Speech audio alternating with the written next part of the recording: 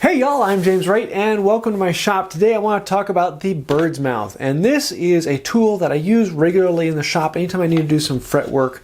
And every time I use it, people give me questions about it. What is it? How do you build it? Are there any particulars to it? And I just want to go into what the bird's mouth is for and how to use a fret saw with it. It's a very simple device and very, very old, but once you dive into this, it makes all of the curves and small detail work a lot easier and very simple.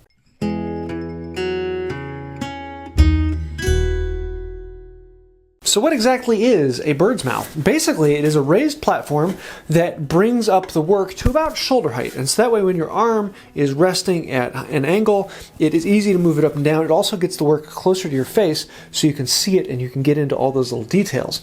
It makes it very easy because you can hold the work down and then quickly pull down. And as long as your hand runs in line with the blade going up and down, you can very quickly make some cuts and follow out and make whatever shape you need. So this is a way of making the fret work much easier.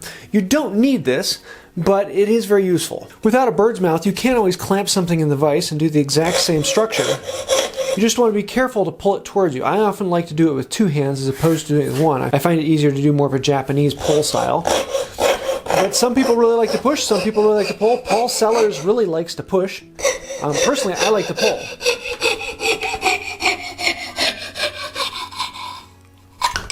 Now, a few basics with the fret saw is, number one, you want to try and use the full length of the blade. One of the reasons why they tend to break is someone ends up doing strokes like this. And if you're just doing small strokes like that, you're heating up a small portion of the blade. And when you heat it up, there's a better chance it's going to break. If you use the full strength of the blade,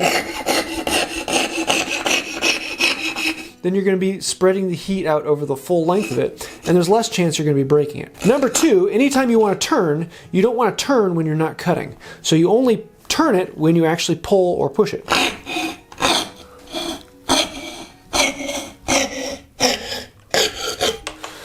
That then allows it to move in the cut. Whereas if you turn it and it's not actually cutting, it's just going to twist the blade, and that twist will also give a chance for the blade to break. So whether you're going to use a bird's mouth or just hold it in the vise, the technique is basically the same. You're still going to use the saw the same way. You want to use the full length. You want to make sure your turns are only done during the stroke of a cut.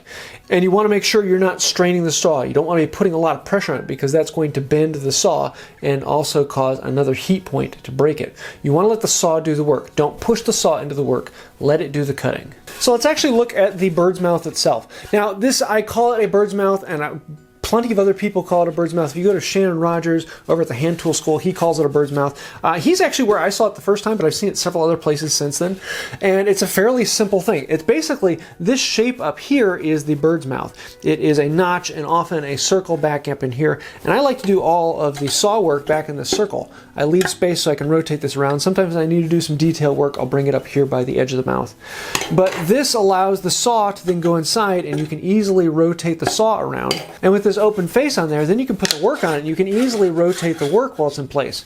Where if it's in the vise, you have to stop, rotate the work, and continue cutting. There's only a small amount of movement you can make with the saw if your work is in the vise. Another big benefit with the bird's mouth is it allows you to use gravity to your assistance. So you're actually pulling the work down, you are pushing the work onto the surface. Gravity is holding everything down. So that makes the work a little bit easier than just trying to pull across. Doesn't make a huge difference, no, but it is kind of nice. Back when I originally built this, I thought I should make a video about it, but then no, this is such an easy thing, why could I make a video on this?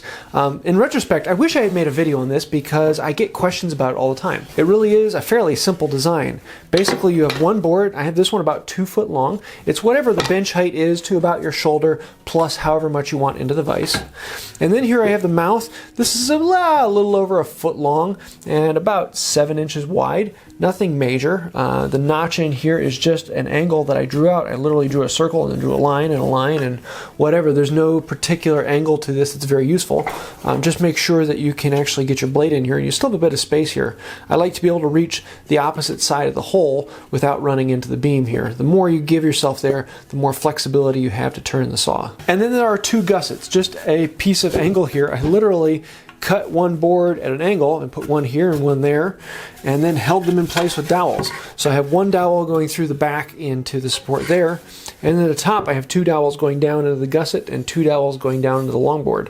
Just put the dowels in, make sure they're good and tight, glue them down, plane them off flush, and you've got a bird's mouth. I've never finished this. I've never put any finish on it. It's made out of box elder. It's really easy. You see I have a bunch of glue on this where it's dripped on it from being left underneath the bench. There's a bunch of cut marks where I went too far. It's really just a beat up shop tool that doesn't require a whole lot of function, but can be a very useful tool. For the height of this, I like it to be about shoulder height, maybe a little bit lower, but something right around that. It's just a comfortable spot for me. Basically, when it's at the bottom of the stroke, my arm is about level, and then when it's at the top of the stroke, it's up a little bit higher. There isn't a whole lot of stroke there. I probably could put it down a little bit lower to be a little more comfortable for my arm. That's about the most comfortable spot for my arm right there. But then it's a little bit farther away from my face, and I have to find myself hunching over a bit to see the work. Of course, if I bring it up to shoulder height, then it's a little bit more comfortable for my back because I can see it. And this also allows me to get far more detailed because my face is right here and it's very easy to work with. For actually using the saw, I do a little bit of turning with the saw itself, but I do tend to rotate the work more.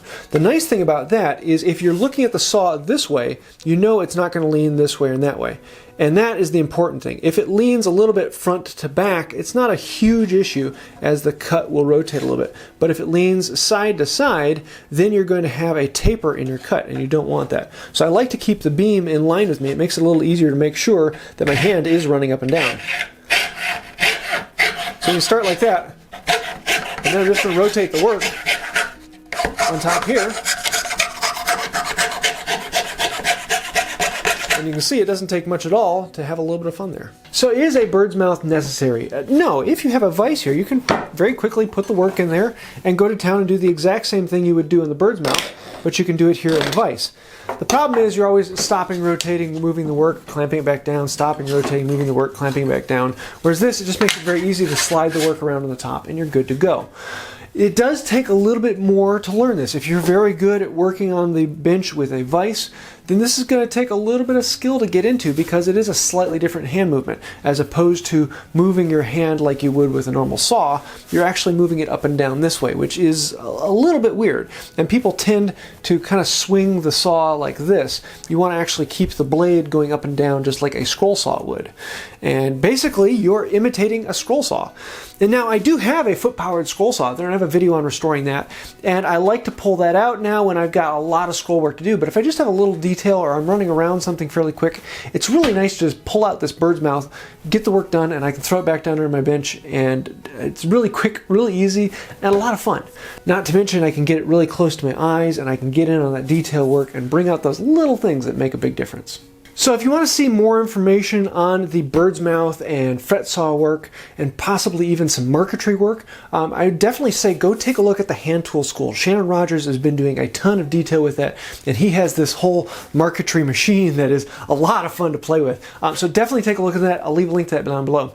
Also, if you want to see more about coping saws and fret saws, I'll leave a link to a video by Paul Sellers. He goes into these and really goes into a lot of detail, and his amount of skill and quality with them, it's phenomenal to watch. So definitely worth taking a look at Paul's video on that. Now, Paul tends to use the vise more than a bird's mouth. He does have a small bird's mouth for doing little detail work, but that usually means getting a stool down and getting close to it. A little bit different. Everyone's got a different style, and that's one of the big things I want to point out is there is no right or wrong way to do the woodworking. As long as you're safe and you're having fun, go for it. Find a method that works for you. And I really enjoy this, and some people really don't. Some people like working at the bench, and everyone's got to find that thing that works well for them. So if you find someone else doing something, you're like, ooh, I want to try that, great, go for it. Look for what you find to be enjoyable and have fun in your own shop. So I think that's about it for today. It's a really simple tool that can make a lot of difference, and it's a lot of fun. Every time I bring one of these out and I need to do a little detail work, I'm always impressed at how well it holds pieces in place